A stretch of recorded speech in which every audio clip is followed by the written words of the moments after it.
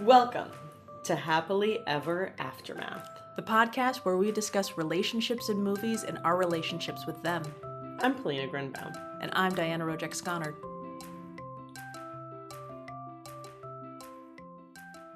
Hello. Hello. We are here. We are here. I am excited. I am too. Because we are talking about High Fidelity. Yes, we are. And when I rewatch this movie, there's always that strange anticipation of just like, is this going to be good as my memory made it out to be? Mm-hmm. It was good. It was really good. I don't know why I'm singing. Oh, right. It's a very musical movie. It's a very musical movie. It puts me in a movie singing moment type thing. It does. It makes you realize that music captures all your emotions except for the ones, some of the more complicated ones, which we'll get to later. Right. Well, actually, even in the beginning of the movie, he talks about, was I miserable because I listen to pop music? Mm-hmm. Or, damn it, I messed up the quote already. Oh. Doesn't even matter. So who cares? Basically, it's not, okay, we'll get there. High Fidelity, 2000 film. Interestingly, March 28th, 2000. So it's coming out 18 years ago, the day of release. Okay, it's not that amazing. Wow, you're way too easily impressed. Yes, it's been a long day. High Fidelity, Rob Gordon, John Cusack, is the owner of a failing record store in Chicago where he sells music the old-fashioned way on vinyl. Don't care for some of this description. Although they have an encyclopedic knowledge of pop music and are consumed by the music scene, okay, I really don't like this description. No. All right. Although he has an encyclopedic knowledge of pop music and is consumed by the music scene, it is of no help to Rob, whose needle skips the love groove when his longtime girlfriend, Laura, Iben Hjejle, walks out on him. Damn. Yeah, I may or may not have listened to the pronunciation of her name on YouTube 100 times. But this is what I appreciated about it. As he examines his failed attempts at romance and happiness, the process finds him being dragged kicking and screaming into adulthood. Okay, the end totally nails it. And that's the only reason I stuck with it, because I'm reading about this sells music the old-fashioned way on vinyl. I'm like, well, 18 years ago, yes, but like now it's back. And well, even 2000, I mean, I had a friend with a record store. Well, he makes reference to, working at a Tower Records. And a Virgin Megastore, actually. So just all of that, it's kind of strange. It's like a tiny capsule of a point in my life, and a lot of this movie didn't feel that dated. No, because vinyl is back again, in a manner of speaking, and John Cusack is timeless. Yes, and geekiness, deep nerdiness about something, and music, whatever, is, I think, timeless. Well, it evolved, and if anything, this was my movie that gave me a clear picture of, I use air quotes, adults being ultra geeky about something that they loved. Just watching them. What? No, that's like damn, you answered one of my questions. I was going to ask it. Well, you have, how dare I? Okay. Damn it. So if you haven't seen High Fidelity, I wholeheartedly encourage you to stop this podcast. You've already downloaded it. Thank you. And go watch it. So we have all the points, so it's fine. We're cool. Go watch it, because Rob Gordon breaks, it's very similar to being John Malkovich in that we could tell the story beat by beat, but there's still so much going on in between where you're going to miss it. Unless you want us to reenactment, Which we probably actually could. Well, some of the dialogue is most of the dialogue is incredible. Yes. And as I'm listening to it again, I'm able to just hit certain beats of certain syllables over and over again, and I don't want to get it wrong.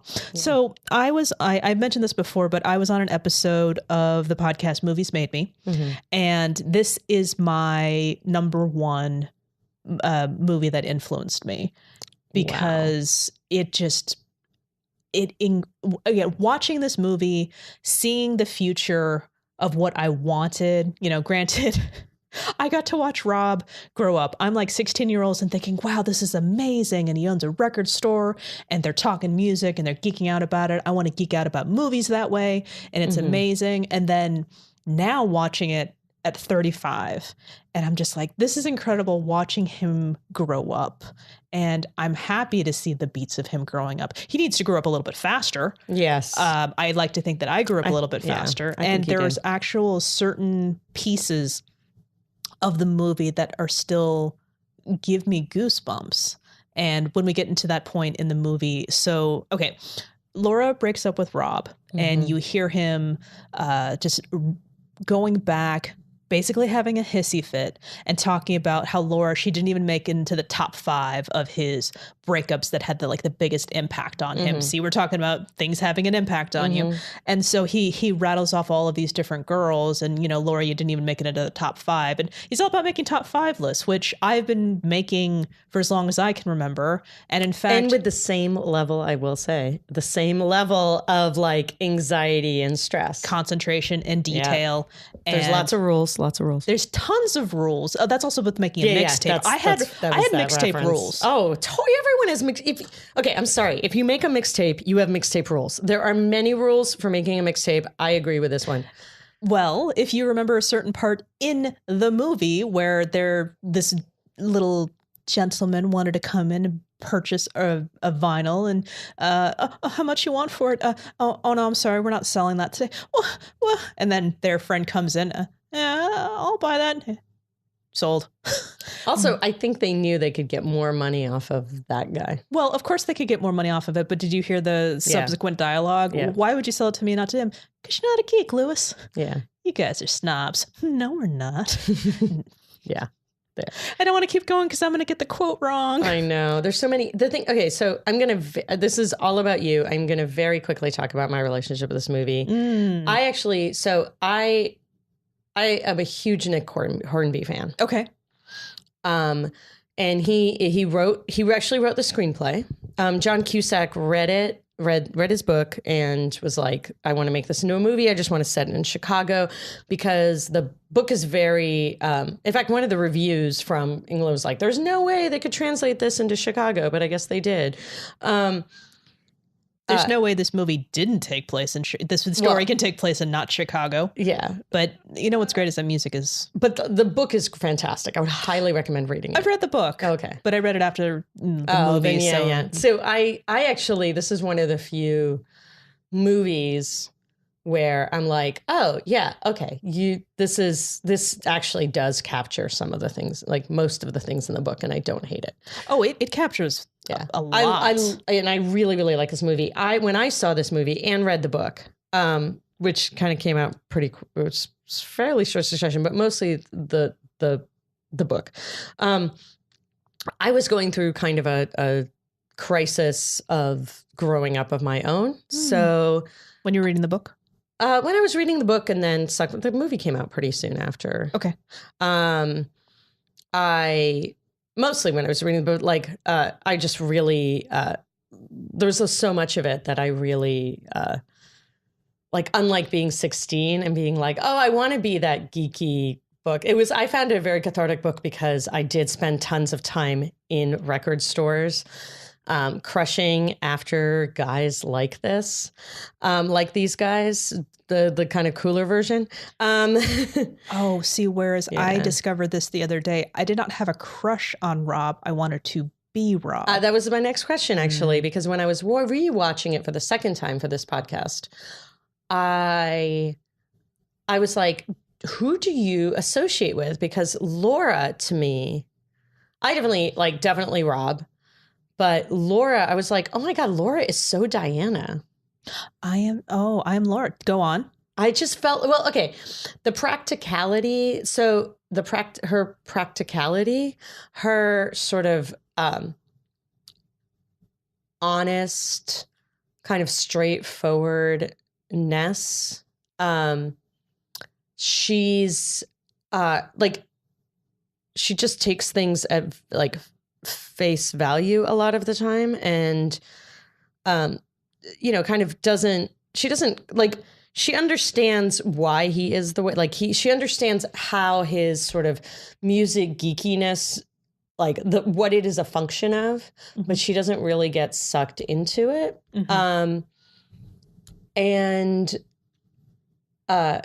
So I don't know, those things, but mostly the sort of straightforward, sort of her emotional, like when I was thinking about this when she breaks up with him, and the whole thing is basically about him trying to process his breakup and why it happened and what it meant, what it means, and what he has to do to either move on or change or get back with her, or what he even wants from it.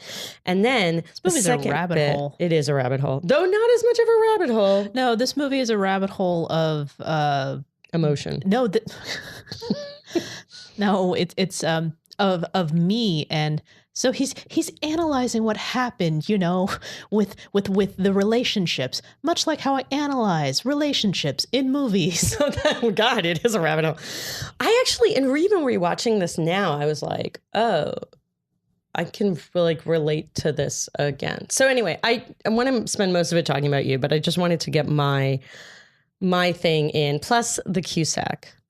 Always a Cusack. So wait, this is weird. We're doing a Cusack movie. Didn't we do a Cusack movie last time? Is there like a thing that we're doing? Is there a trend? Yeah. I told you we're on a Cusack run. I know. We didn't mention it at the top. All right. So yeah. So you, when you rewatched it, did you have any like association with Laura?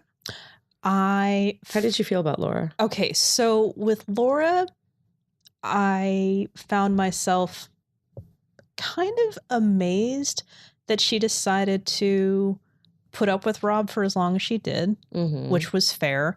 Looking back on it, as much as I cringed at the thought of, I know that he is completely childish, but he's also the one telling the story. So he's going through his breakups and he's able to tell these stories. And he even admits, because he speaks to the camera and he speaks to the audience as he moves along.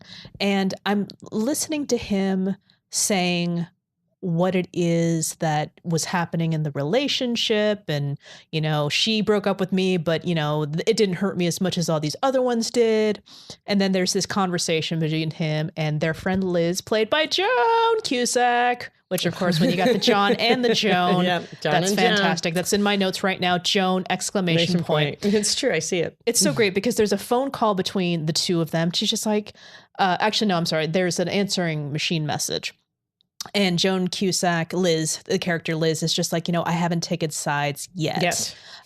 So he you know, finally gets on the phone and she talks about, no.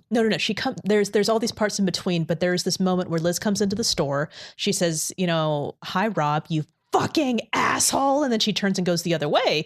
So you find out some of the things that's been happening. And again, Rob is in the position to tell the story of what's happening. And so what is it that happened that all of a sudden I'm such a big asshole? And I'm pretty sure there's a conversation between Laura and Liz that, you know, where, you know, Laura has revealed one of maybe 4 of the following things. I slept with somebody else while Laura was pregnant. The fact that I slept with someone else resulted in Laura terminating the pregnancy. And I also borrowed a huge sum of money, which I have yet to pay back. And just listening to all that, you're thinking, oh my God, you know, Laura, what a bitch. And then all of a sudden, you know, right, Laura, what a bitch. No, let me finish. When you first see this movie and the way it's going, you know, Liz, it's the 2 girls sticking up for each other. You know, Laura's telling the story. Because if you've never seen this movie before, you think, well, Rob's our hero. What's happening? Yeah, why is she breaking up with him? Oh, no, not why is she breaking up with him, but just like in the whole, well, these 2 are meant to be together, but then this breakup happened. And now in my brain at the very first time, it's like, you think in the regular storytelling of like rom-coms and stuff like that, this is where the evil comes out of trying to get the friends, you know, in the divorce basically. And you think that, oh God, you know, Rob telling the story, it's like, I'm willing to wager that I bet Laura told her all of these things. And then Liz is just like, oh my God, you bastard. And then, you know, turns her back on Rob. And then within 2 seconds of saying all of these things, did I say and do these things? And the editing on this is great because it's going back between Laura and Liz and Rob. And you never know if that lunch really happened. He's like, oh, no, of course not. bet this is how it went I down. bet that's how this happened. And in the end, did I do and say these things? No. And then he goes, yes, I did. Yes, I did. And then he goes to explain the whole thing. And then I think the fact that his explanation of it is even better. He's just like, number one, the money, I never had it. She wanted me to take it, and the first thing is like, did she get me to admit that I slept with, was that another one? I was actually thinking about maybe seeing other people. And that's part of what Laura was saying in the event to try to turn Liz against him. But he's just like, it was a sneaky lawyer's trick, and I fell for it because she's smarter than me. And then the next thing is just like, okay, the abortion, well, this and this and this happened. And he didn't know about it. He didn't know about it. But at the same time, it kind of came up and I didn't want to, okay, fine. I did sleep with somebody else, but, and you're just listening to him and it's just like, oh my God, why am I still on this guy's side? And it's because he's able to tell the story from his perspective and he's able to bring you back despite the fact that he slept with someone else while she was pregnant, while she had an abortion. And it's just, he says a great thing where he says, I'm not, this is not an exact quote, but basically he's like, well, I did this stupid self-righteous thing. What child or what right do you have? My child too. Blah, yeah. blah, My blah, child blah, too. blah. Blah, blah, blah. Yeah. And it's great because it's ill-advised. And it was like that kind of stickiness of the relationship is what I think makes this movie really good, because there are these, they're both flawed, but they're both just, I just found it really, really true to life. And the kind of, the way that people actually fight. In addition to that, so Laura's slowly moving her things out of the house or their house, his house, and he's going through his crisis of trying to, analyzing what went wrong with his relationships. And in the middle of doing so, I'm trying to figure out how it all came together. He finds out that she's sleeping with, no. She is staying with their former upstairs neighbor. She is sleeping with him. Well, literally sleeping with him. And that's a conversation that he comes up because, again, in his petty nature, he's like, is the sex better? That's the question that he asks her. And she's just like, really? Is this what this is about? But of course it's what it's about. To him, yes. And of course, from my side, I'm just like, why? But when I was younger, I'm just like, well, yeah, of course. Well, because in my childish, not understanding anything brain, that, when you sleep with someone else, it's just like, then it's not me and you anymore. It's, she's officially gone, which of course is not true in my brain. But when you're 16, you do still think that, it's still a big deal. It's a big deal. Like and it's a big deal in this relationship. And never mind the fact that when he's trying to get that out of her, he finds out that she hasn't yet. He immediately goes out and sleeps with somebody else. And once he finds out, and immediately the soundtrack, pipes in We Are the Champions, because he's like, yes, and I don't think it's yes, I still have a chance. But it was even before, it was before he even went to sleep. The We Are the Champions part, I think it's even before he goes and sleeps with this other girl. No, exactly. In fact, if anything, no, I got it all in my head. Yeah. Of course, him finding out that she hasn't, he has We Are the Champions going in his head. Yeah. And for a little while, I thought it was just like, he's excited because there's still a chance between the two of them. But no, it's We Are the Champions. It's like, now I have enough time to sleep with somebody else first. It's like a weird power play in his head where only he is keeping score. Yeah. And also it's the least okay, so a big part of this too, this is basically a guy having a midlife crisis, right? I'd like to think not midlife. I didn't catch the age. He's like in his 30s. I think he's around the age that I was or maybe I just imagined this in my head, but it seems like they hit about the very early 30s. Please don't call the early 30s midlife crisis time. Well, whatever, whatever you call it, maybe quarter life crisis, whatever you want, a third life crisis. I think at 28. Like 25. I don't know. I really believe there's, that you do have these little, I had kind of a crisis at 28 where you're like, what is adulthood? How did I get here? Okay. It's sort of well, even from, this is not my beautiful house. Well, no, 2000s to now. Which, by the way, they don't use that song in that movie. I realize that. Don't come after me. Oh, weird. I thought you were saying that Where's My Beautiful House? I meant like the song. And I thought like I'm having a crisis. Let the water home. Anyway, it doesn't matter. Well, no, I mean, I again, I'm over here thinking, I should have a house by 28, because that's what you should have. I didn't think about that. That's funny. All right. So here's my thoughts on this. I'm going to go back to my notes because this is just the thing. Number one, Rob is a record store owner. And when I was 17 when I saw this, I wanted to be a used bookstore owner. Yeah. Back when. Oh, yeah. It's 17 and it's 28, really. Just be surrounded by it, and it's just not. It's bookstores? I thought it would be movies. Me? No, used bookstore. No. That's what I wanted. Because, well, in my brain, it was a Blockbuster. That's where I spent a lot of my time. But for some reason, a used bookstore is quieter. Yes. Unless there's no uniforms. I think that's a big key. To when I imagine owning things, they don't involve uniforms. Oh, though now they do, but they're fabulous. But I enjoyed being Hollywood Video more than Blockbuster. Oh, I see. We didn't have any Hollywood Videos. Yeah, and East Coast. Interesting timing. I just started reading Ready Player One. You did? I did. I'm only about 6 chapters in. So good. Well, oh my God, it's so good. I find it interesting. And one of the parallels that I think is really interesting watching this movie again and reading Ready Player One. Ready Player One, having all this pop culture knowledge is useful for the story and advancing in the plot and in the quest that's involved in there. Whereas this is like a pissing contest with music for them.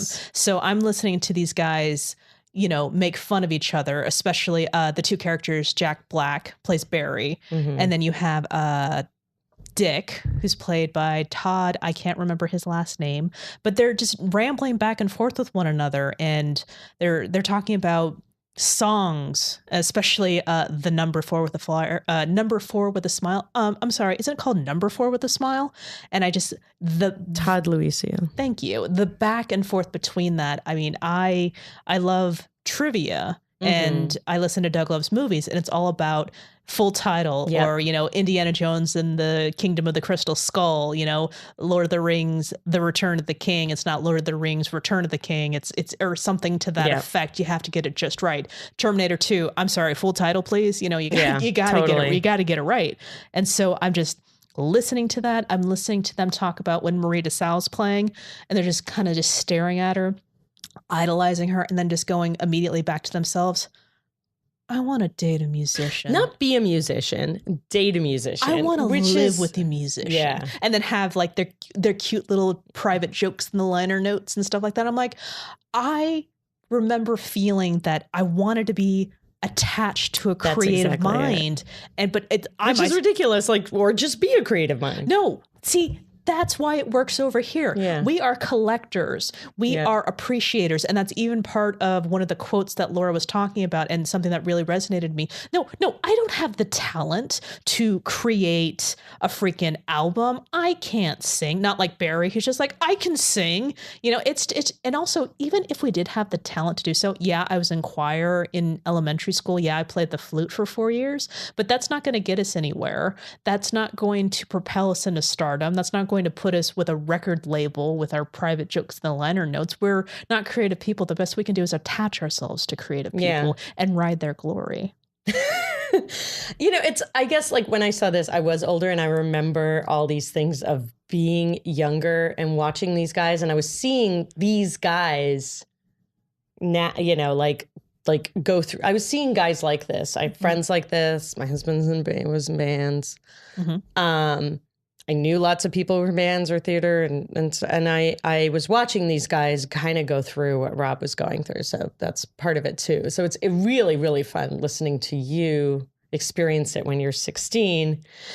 And because I was like, I hung out at Princeton. 17. Go ahead. Sorry. Yes. See, we're just talking about this, but they talk about being a professional critic at one point. And I was like, he wasn't actually really, this idea of a professional critic was funny. I mean, this idea of being a professional appreciator, basically, that he talks about, is he isn't really professional. I mean, he has a record store, which I guess is being a professional curator, really, maybe. Well, the exact quote, which I will get to specifically because I will make reference to it later, is she doesn't say it's you, the critic, professional appreciator. And he decides to run with it. You notice he's trying to run with it to impress another girl. Yes, exactly. Yeah.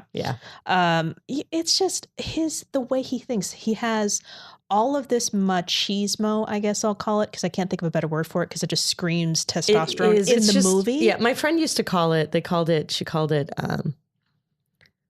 them my friend Sandy, she and I watched this movie, or I actually read this book a lot, and quoted from it constantly. She called them the bedroom boys. They're like the boys that just spent too much time in their bedrooms, like reorganizing their music collections. And we all had them as roommates or whatever, just like guys who spent too much time, like, he does. Like, especially in the book, he spends like even more time reorganizing his record collection. Autobiographical. Yeah.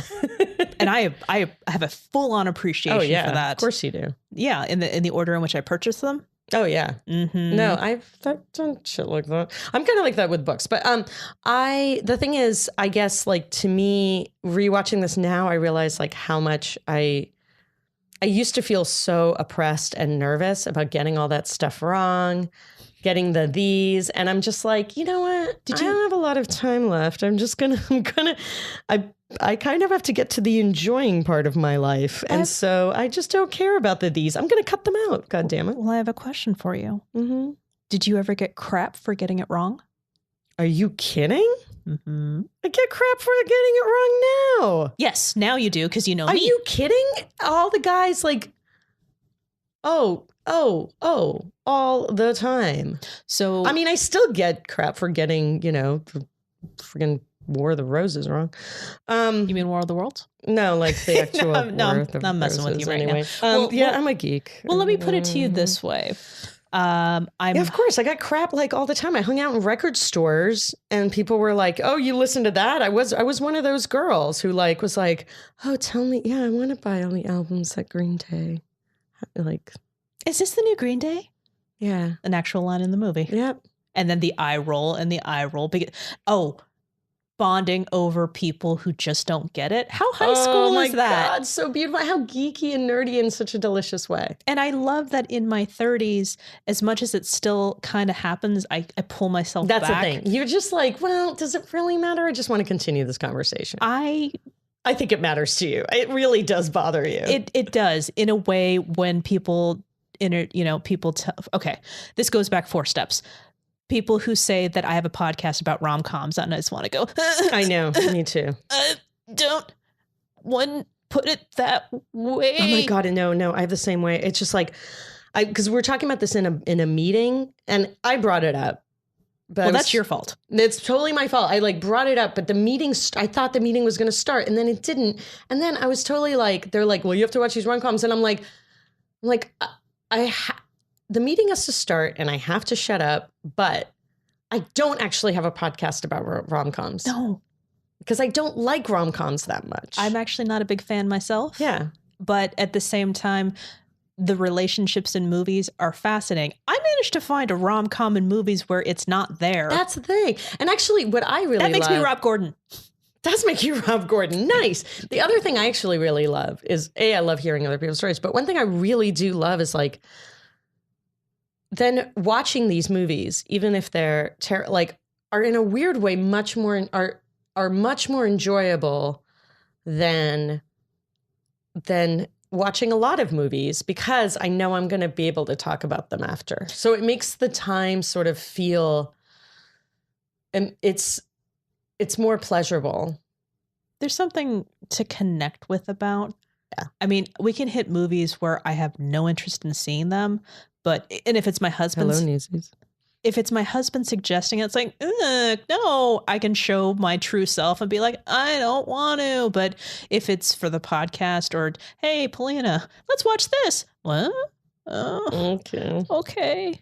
I've signed up for this, so let's see what happens. And then it's a fun discussion. I think that's the thing. So it feels like no matter what it is, I don't have that usual anxiety of like, oh God, it's Saturday and we're going to stay home and watch a movie. And then 45 minutes later, we're still really stressed about the movie we haven't picked. And we end up watching weird TV. Well, what's weird is that I have so much pressure when it's my choice. So when it's your choice, I'm just like, sweet, I just get to ask you questions. Speaking of, I want to go back. No, if you want to. Because there's a couple pieces that I want to make sure. Let's go ahead. Well, really quick, there is this scene where Rob is meeting the artist Marie DeSalle. She's selling CDs after it. Mm-hmm. And Barry and Dick are talking about the shop. You should come by. It'll be amazing. And Rob just kind of slinks. Mm-hmm. And afterwards, they're all excited about it. Oh, yeah, Championship Vinyl. Check it out. And he goes to Barry, like, why did you tell her about the podcast? Or see, right there. Mm-hmm. It just came out right. Why did you tell her about the store? It's exactly the same But thing. It's exactly me. I don't want to tell anyone about it because people will talk about it. And then I have to think about it. And then why? And he says, "Oh, I didn't realize that it was a secret. It was a secret. I thought that was I'm sorry. It wasn't a business. Yeah, it wasn't public. I forget the exact detail, but he's basically like, oh, I didn't realize that was a business strategy. And anything like that, it's just my instinct is to not tell people that I have a podcast. It's just strangely embarrassing for some reason. It might depend on the context. Like, I don't want people to, well, in my brain, it doesn't work. I don't want my family to know I have a podcast. That's embarrassing. I don't want my coworkers to know about my podcast. That's embarrassing. I don't want my friends to know about my podcast. I don't want strangers to know about my podcast. That's, well, who's left? I'm out of people. Yeah. Right now, me and Polina, okay, we're good. Yeah, we just do it for each other. I actually told a friend of mine recently, and I have to admit she was a little judgy about it, but she goes, I'm like, oh, I can't because I actually I was like, hey, do you want to come over? I have to watch Pacific Rim, which we did for the Everything I Learned from Movies podcast. Steve and Izzy were guests, and they were awesome. We were guests on their podcast. We're guests on their podcast, and we talked about Pacific Rim, and she's like, no, I want to see the Quentin del Toro film, and Shape of Water. And she's like, I'm like, oh yeah, I have to watch it for my podcast. She's like, you have a podcast? This is one of my closest friends. Mm-hmm. I'm sure I've mentioned it before, mm-hmm. but apparently. Well, it turns out I don't want people to feel guilty when they don't listen to it. I think it's funny that we take it 4 steps beyond. It's like, because people apologize. I'm like, oh, I'm so sorry that I haven't listened. I'm like, I don't care. I really don't. Because if I start caring that, I'd stop making it. Yeah. Well, that's why I didn't make creative work for a long time and put it out, is because I was like, I couldn't not care. Mm-hmm. Which is actually brings us back to High Fidelity. Well, really quick, and mm-hmm. then we'll get into the next phase of our podcast. But I want to hear. Well, one of the things that was kind of important, and again, more details, I'll be a little bit more, well, not more focused, but in Movies Made Me, one of the things in the last part of it that really resonated with me because of the podcast and how much I like it is Rob and Laura get back together.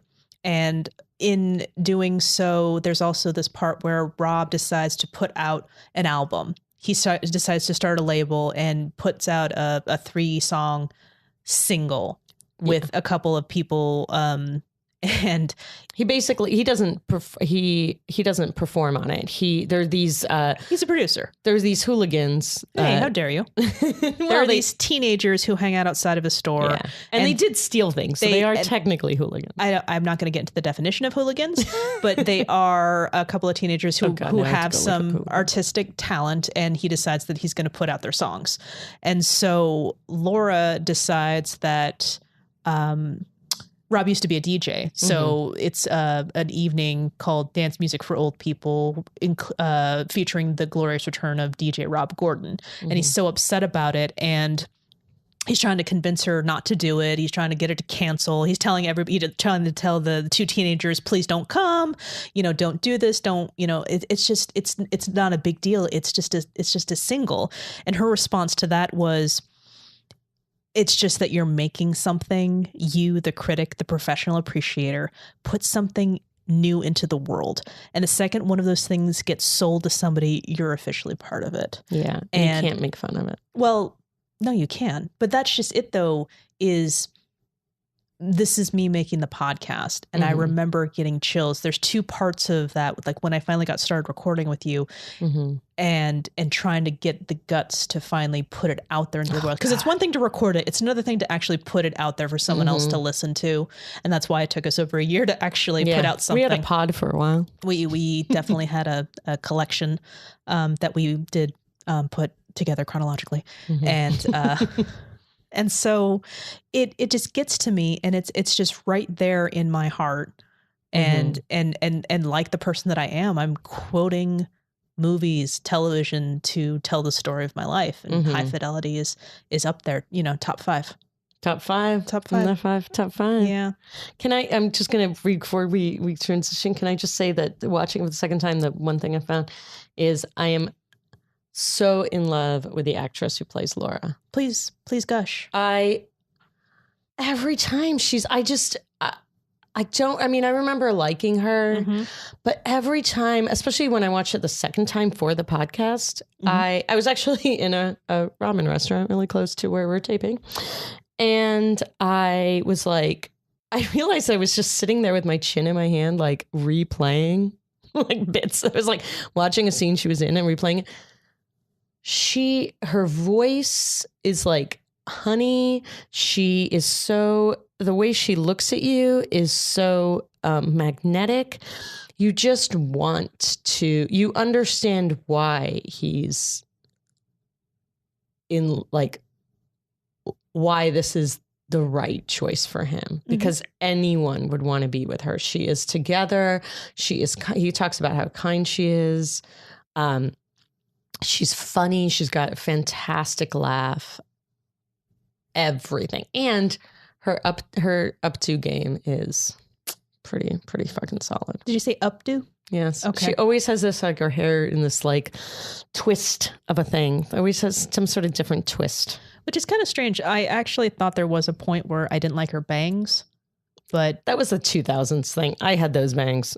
Oh. A lot of people liked them on me. I'm not a fan of them on me, but many people that I'm close to at that time say to me, hey, those were great. They were a thing. I used to have a mullet. Wow. I need to see pictures of those. No, you don't. Oh, I do. Okay. No, I really do. Well, I was 5. That's okay. No. I had a bowl cut. Never had bangs. People mistook me for a boy at 13. I had one of those haircuts too. That was probably unfortunate. Made us stronger. Yes, it did. All right. So in the context of this particular movie, it was a relationship, a breakup, and a reconnection. So would it be fair to ask, when did they fall back in love with each other? Don't hurt yourself. Yeah, I think so.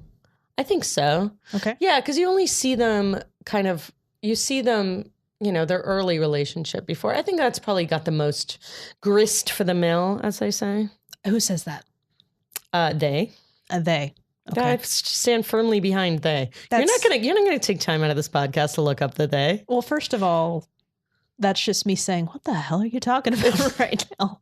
It's 1930s, 1800s, farm talk. I don't know. No, I don't know. That's why I asked you. So let me put it to you this way. When Rob is giving his monologue of the top 5 things he misses about Laura. Oh, that was such a John Cusack crush moment. Because it takes a conversation with Liz, because he's perpetually angry about how they aren't together anymore. And he's going to stalker levels of trying to get her back into his life. And eventually Liz is not called in. She decides to take it upon herself to have a conversation. And she asks him this question: why do you want her back so badly? And the scene ends without him answering the question, which is amazing. And I really appreciate that. I believe that in the middle of him saying the top 5 things that he misses about Laura, that's when he for real falls back in love with her. And there's this moment that I really appreciate now. I used to skip it a lot when I was younger because it was irrelevant. It's not what I wanted to watch when I was a teenager. Yeah. But Laura's father dies, and there's this part where he apologizes to her, and it is beautiful and heartfelt because, he's not apologizing for the loss of her father. He's apologizing for his part in her pain. Yeah. And that's just a beautiful moment. But I really think in the context of the movie, him talking to the camera is him in his brain. Yeah. And so when he's in the middle of his list, and then when he's talking about how some people just feel like home, that's his moment of not just... So he smells good and she tastes good. And she rubs her feet a certain number of times. Oh my God, that slays me. The way he talks about where she rubs her feet together. A certain number. And he kind of does this thing with his hands an even number of times. She half moans and runs. So when he's in his brain there, that's when it all comes together. And that's when it's not just about winning the prize back. It's about him. Because he also goes into these other pieces about how he's never fully committed to her and, he's ready to now. And it is beautiful just to watch that last piece of it, because them back together is not the end of the movie. And I really love that as well, because it's not smooth sailing. He gets interested in another girl as it's happening, and she's watching it happen too when they're back together officially. And it's amazing. And so again, in that monologue, that's when he's back in. I believe she falls back in love with him after the funeral, when she goes after him because he left after he apologizes. And I think she falls back in love with him when she sees him in the rain, in the mud, a pathetic mass that she has to go hunting for. But she has decided that despite the fact that he has flaws and growing up to do, she's decided that she wants to be a part of that. So you don't take that at face value, the whole, and maybe this is more informed of the book, but this whole so basically, she calls him. Okay, I just made a connection. So I think that she falls in love. That maybe it's not that she falls in love with him at that point. So refalls. So what happens is. So her father dies, and she calls him, and she calls him and just says it, and she's sobbing, and then she hangs up. And then in the book, there's this whole great bit where, and they kind of touch on this, but I think this is one of the pieces that didn't quite translate. He goes through this whole thing because he wants to do something so badly, and he tries to make her a tape. And he tries so hard. He goes through all of his records, and he can't find something that captures how she feels now that she's lost her father, because that is not what pop songs capture.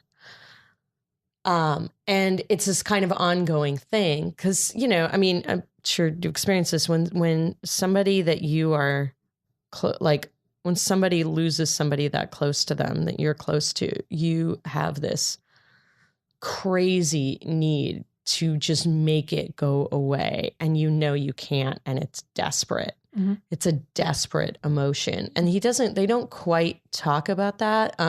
Maybe that's just something I've experienced. They don't go anywhere near that in the movie. They don't. But they do touch on it. But I think that basically, him coming to the funeral was a big part of that, because it's an horribly uncomfortable social situation that most of the time he would avoid. But he goes because, and she doesn't even really say that she wants him there, but he intuits that he does. And I really think that where she kind of realizes is when her father dies, this is the person that she calls. She can't call the guy that she's staying with that she hasn't quite figured out what to do with. She doesn't want to. She doesn't want to. Her father didn't even know that they had broken up because he was sick when they broke up. Which you don't even really realize, like they make some joke, but it's about him having angina, where it's obviously a heart problem. Well, they make reference to it early when Laura's mom calls and, your father's angina's acting up again. Yeah. So, and it's also a hint that Laura hadn't even told them they broke up. Exactly. So there's a whole sort of, and she knows that her friends will be there and they're mad at him, but he goes, and I think that what she realizes is I kind of do take her at face value, that she's like, I'm too tired. I don't want to deal with breaking up with you and losing my father right now. Well, like, he's sufficient. Maybe she's seen that he's sort of, she sees that there has been some change, that he's doing something. I've only seen anecdotal comments about this type of thing, but I've noticed that when major deaths happen, that's when divorces happen, not relationships coming back together. I don't know, but I think that there's something to like, I just want to deal with this. Well, I don't want to deal with, and we have history and a life, and I just kind of want to get on with it. Well, so you take that as a face value of I'm too tired not to be with you. I mean, she says this. She literally says, I'm too tired not to be with you. But I also think that fighting, I think that she came to that conclusion because the things that she's holding on to keep her away, she has to have so much energy to maintain it. But that doesn't mean that he hasn't grown and that it hasn't gone away on their own. I think she's maintaining the past of his immaturity. But at that moment, she's able to realize when he's in the mud trying to hide from her. I think it's also a twofer where he's trying to hide from her because he apologized and then he leaves. But it's also like, I'm not good for you. Please don't find me. Yeah. And that's a maturity. I think that's what it is. And I think that's why she realized it when he's in the mud. Yeah. Oh, that's interesting. Because I also think that, like, in a way, she's also like, okay, you take care of me now. And she realizes, like, this is your chance to, like, not. And he still drops the ball. Yeah, he keeps dropping the ball. But I think, like, she's, like, kind of more clear-headed. And she's, because her big thing is that he hasn't really changed. And maybe she sees him change because he only really does the record thing after they get back together. Well, that was yeah, or that she knows about. And I also think there's something about how there's also a scene. So actually, I'll amend this. So there's a scene when they're back at the house, like she's collecting the last of her stuff, and she finds this paper that he's written about, and maybe this is when she realizes he's changing. Top 5 dream jobs? The top 5 dream jobs. And one of them, and she's kind of laughing at it, but then there's this really nice way that they sit together and look at the piece of paper like he's standing over, and it's very intimate, how close he's sitting and how comfortable it is. And he even says, I find it interesting that that you keep coming around. But the thing is, the number 5 is architect. I think everyone has to put architect on you that have list. to put architect. And he says, well, I don't even want to be an architect. And she goes, would you rather be a record store owner or an architect?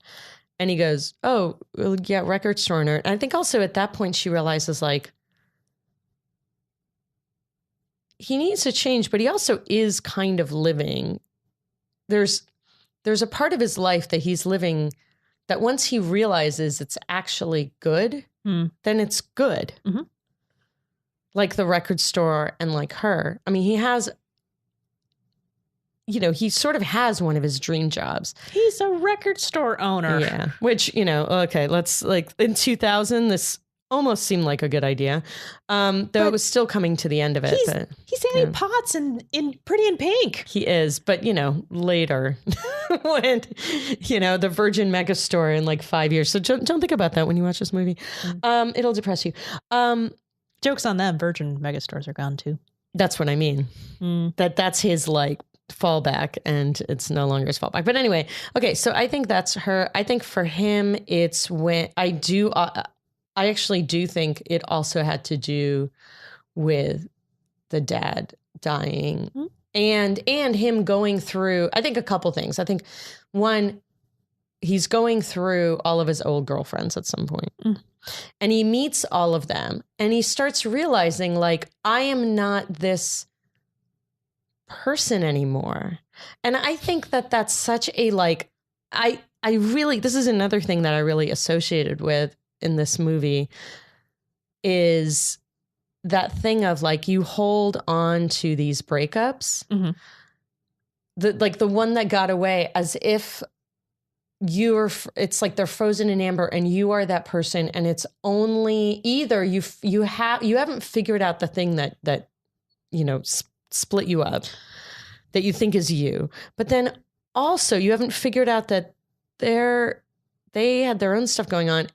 And then the fact that maybe you just didn't belong together. Like he meets Charlie, who was like the big breakup, the kind of the fantasy woman in college that he, you know, can't believe that he ever dated. Out of his league, totally sophisticated. Out of his league. Yeah. And he meets her and, you know, they go to a party and she is insufferable. And one of the hard things about it, so there's never enough time to talk about this movie. Oh my God, no. But as he goes back and reconnects with all of these breakups, you actually watch him continue to be a piece of crap the whole way through. And this is the hard part, because the first one was his first girlfriend. She married the guy that she quote unquote broke up with him afterwards. All they did was make out after school for 3 days. Yeah. And then between school and the Rockford Files. Yeah. And so she married the next guy. And so he's saying like, this is out of my control. And then he reaches out to the next one. And there is this unfortunate conversation between the two of them. He's like, well, you know, why did you want to have sex with him and not me? And Laura wants to be with this guy and not me. And why does this keep happens? And she gives him this speech about how she wanted to have sex with him, but she was, you know, we were only 16. I was waiting until college. And then when this guy, you know, kind of kept, you know, coming at me, it wasn't rape because I didn't say no, but it wasn't far off. And it, you know, just and basically I couldn't enjoy sex until after and college. She's destroyed. And she said, you know, remember when you broke up with me? Remember you broke up with me? And she just kind of stomps off and he's like, oh my God, that's another one I don't have to worry about anymore. And then it's just like, oh my God, no. Because it's such a great moment because you think, oh, he's going to be like, oh my God, like, why am I so self-absorbed? Like, and then I broke up with her because she wouldn't like, they only going out for a few weeks and she wouldn't let me like, you know, feel her up basically. Like he breaks up with her for that reason. Yeah. And not even the sex, just like they haven't even gotten that far. And no, that's why he breaks up with her, because he wants to have sex with her. Yeah. But and so you have this moment where you think, oh, he's going to get it. And then he's like, and it comes later. Oh, thank God it's later. And then, and I think he obviously feels but terrible. It's also the timeline of when he sees these girls again. Exactly. You know, he's still maturing as he goes. And that's it's weird because I think the Charlie one is the one that kind of lets him go. Like kind of is the bubble bursting. Cause he's like, oh wait, I have opinions. Like I don't need to be this person. Like, of course I want to be rich. And of course I want, you know, their nice clothes and their nice apartments, but I want to give advice on how to get over jet lag. Yeah. I have some advice. I don't. It's not good. Yeah. All right. So it's from the State Department. It's from the State Department. Okay. So text me. What happens next? So what do you think is going to happen? I am a sucker and I love Laura and Rob together. And I'd like to believe that there's going to be, you know what? We got to see the rough patch and we got to see them come together after the rough patch. And we got to see him also pine after other girls after the rough patch. And I think this is when the testosterone is going to start to dwindle. And I think it isn't going to be about using relationships or kind of basic notoriety for being DJ Rob Gordon to get his kicks. Instead, I think he's going to find some fulfillment in these projects that he has. And so the dwindling desire to get admiration from other women or from women, period. Instead, he makes this amazing comment to her about, you know, the fantasies of these women. Yeah. You never have to see their cotton panties that have been washed 1,000 times, or the fights that you have, like, oh no, she wants to see this movie and I've already seen it, you know, and I come home and we have real problems. You don't even want to see the movie that I want to see. I think that's great. That's such a great line. And his comment that I don't ever see myself being tired of, I'm sick of the fantasies, but I don't see myself ever being sick of you. Mm-hmm. And it makes me fuzzy. Mm-hmm. And I believe in them. And for some reason, there's going to be one more infidelity. Yeah. And I'm not so sure That's which. funny. And the weird thing is that I'm not sure who it's going to be. I think it's personally. her. I don't know. I'm not positive, but I'm thinking that they're going to go the distance. They're not going to have kids. They're going to stay together, and there's going to be another infidelity. I was debating about the kid thing. I don't think there'll be kids. I'm going to go with maybe not, but they have Barry. They don't need kids. Dick. Oh my God. When Dick falls, like Dick has a crush on this girl and he smiles. Yeah, they're dating. It's sweet. It's so nice. The side characters are fantastic They as well. really are. It really elevates the movie. And would you say this is Jack Black's breakout role? Well, he was like Tenacious D before this, right? Well, acting. Yeah. Yeah, I think so. I looked this up and I felt like there was one more movie before this, but of course I have promptly forgotten it. Do your research before you pretend to know things. Yes. Do your research and then write it down, or try not to forget. Sorry. I've had a bad bout of insomnia, so my memory is even worse than usual. Okay.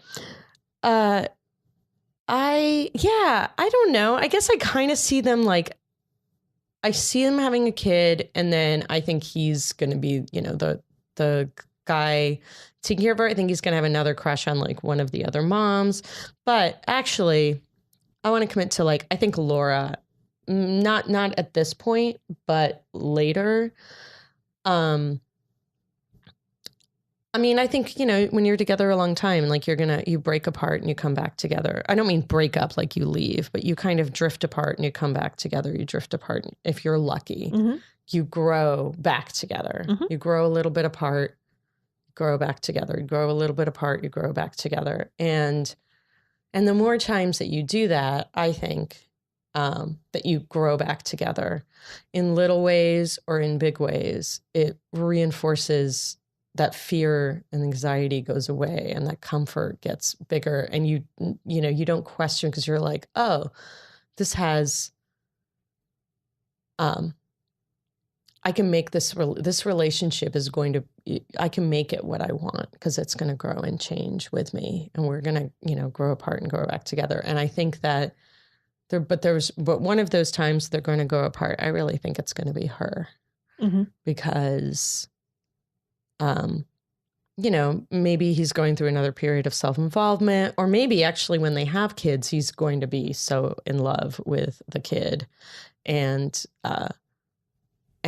you know, she's going to like less attention, and there'll be some sort of thing. I mean, not that that's bad. I'm just saying, like, I think there's going to be a thing from her where she has an infidelity, and then they're going to get through it. They're going to like get through it, and they're going to, yeah, I do. I see them.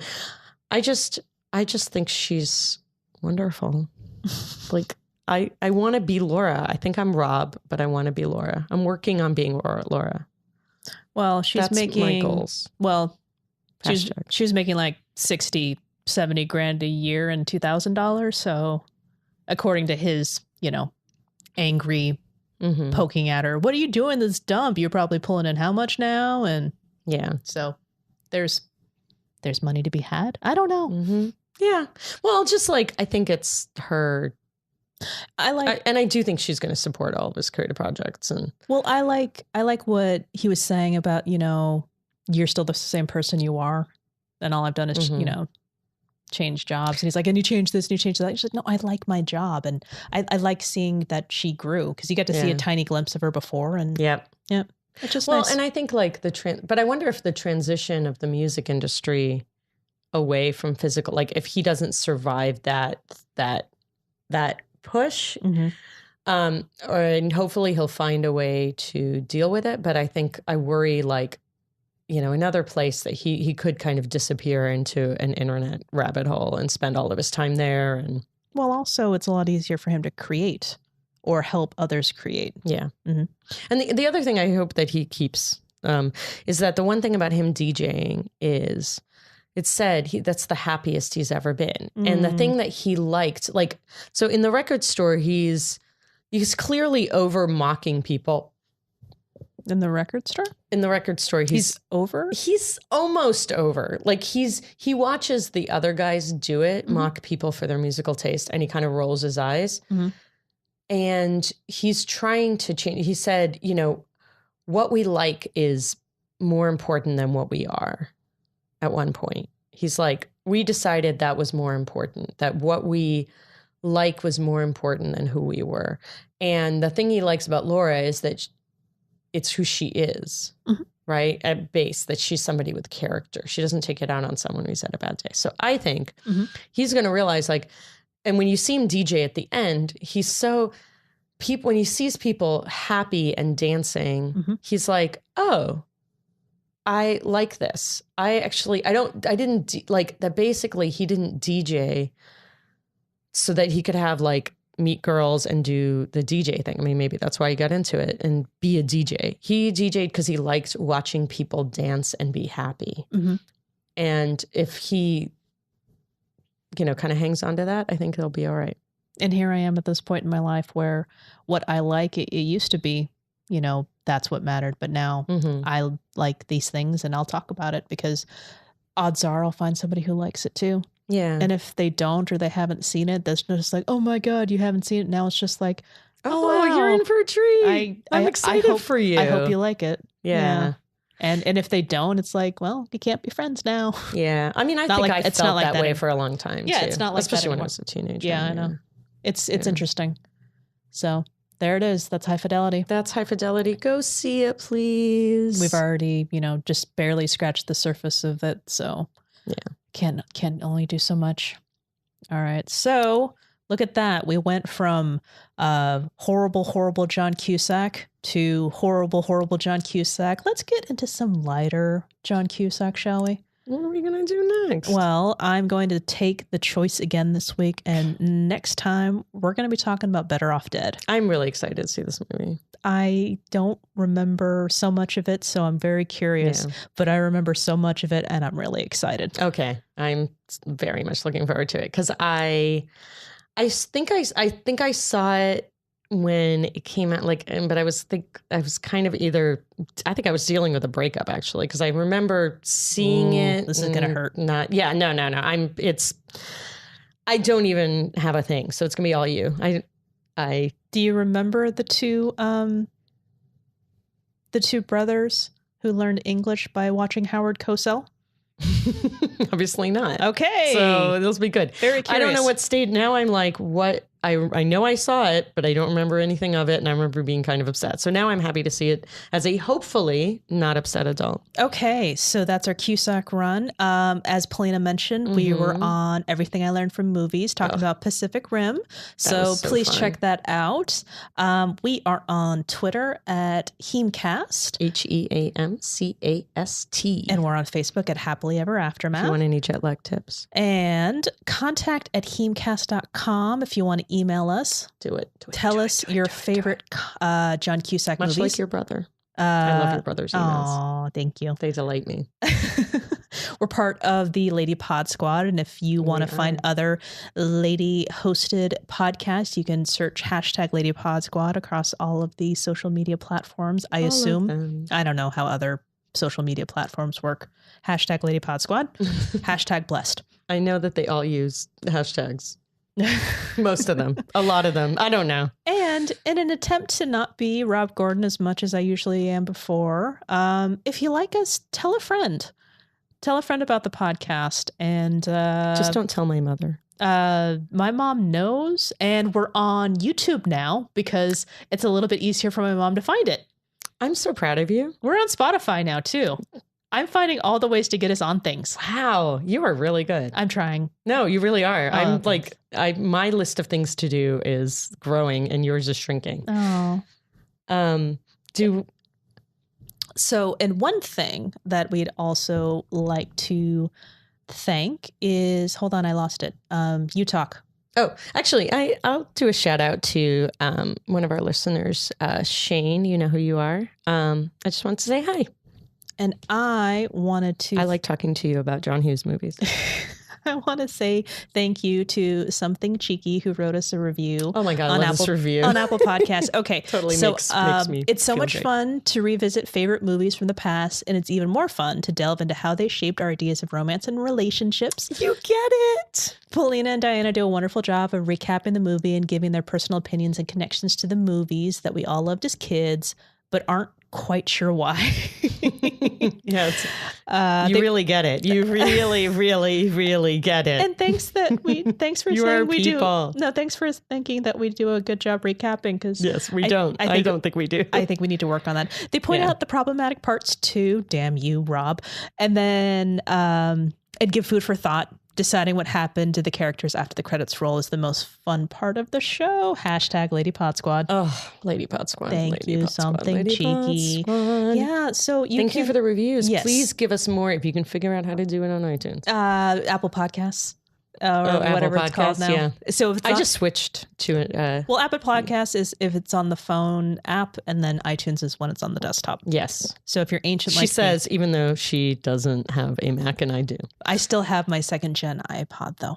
Thank you so much for joining Thank us. you. We will talk to you next time as we continue our Cusack run. Yeah. Thank you so much. Cusack up. What? I don't know. Watch some Cusack movies. Yes, do that. I'm really bad at the outro. Okay. Bye, guys. Bye. See you next time. I'm Nicole Finari. And I'm Stacey Moore. And we're the hosts of Movies That Matter, the podcast about recent films going above and beyond the call of box office returns to boldly explore a social issue affecting people's lives. Nothing's off limits. From art house films to action blockbusters to animated kids movies, every film has something to say, whether we like it or not. Check out Movies That Matter on iTunes or wherever you get your podcasts, because movies matter. And so do you.